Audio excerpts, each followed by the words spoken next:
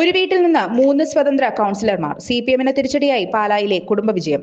പാലാ നഗരസഭയിൽ സ്വതന്ത്ര മുന്നണിയുണ്ടാക്കി മത്സരിക്കാനിറങ്ങിയ ഒരു കുടുംബത്തിന്റെ 100-100 വിജയം. നഗരസഭാധ്യക്ഷ സ്ഥാനം സിപിഎം നിഷേധിച്ചതിനെ തുടർന്ന് കറുപ്പ് വസ്ത്രമണിഞ്ഞ് പ്രതിഷേധിച്ച് ബിനു പുളിക്കക്കണ്ടം നടത്തിയ രാഷ്ട്രീയ പരീക്ഷണവുമായി കളത്തിലിറങ്ങിയതോടെ തെരഞ്ഞെടുപ്പിൽ മിന്നും വിജയം. ഒരു വീട്ടിൽ നിന്ന് 3 സ്വതന്ത്ര കൗൺസിലർമാരാണ് എത്തിയിരിക്കുന്നത്. സിപിഎമ്മിന് തിരിച്ചടിയായി മാറിയിരിക്കുകയാണ് പാലായിലെ ഈ കുടുംബ വിജയം. സിപിഎം പുറത്താക്കിയതിന് പിന്നാലെ സ്വതന്ത്രനായി മത്സരരംഗത്തിറങ്ങിയ ബിനു പുളിക്കക്കണ്ടത്തിനും മിന്നും വിജയം. ഒപ്പം ബിനുവിന്റെ മകൾ ദിയ ബിനു, സഹോദരൻ ബിജു പുളിക്കക്കണ്ടം എന്നിവരും വിജയിച്ചു. നഗരസഭയിൽ 13, 14, 15 വാർഡുകളിലാണ് ഇവർ മത്സരിച്ചത്. പാലായിലെ നഗരസഭാ അധ്യക്ഷ സ്ഥാനം സിപിഎം നിരസിച്ചതിനെ തുടർന്നാണ് ബിനു സ്വതന്ത്ര സ്ഥാനാർത്ഥിയായി മത്സരത്തിനിറങ്ങിയത്. 20 വർഷം പാലായിൽ കൗൺസിലറായിരുന്നു ബിനു. ബി.ജെ.പി. സ്ഥാനാർത്ഥിയായും സിപിഎം സ്ഥാനാർത്ഥിയായും ബിനു ഇതിനു മുൻപ് ജയിച്ചിട്ടുണ്ട്.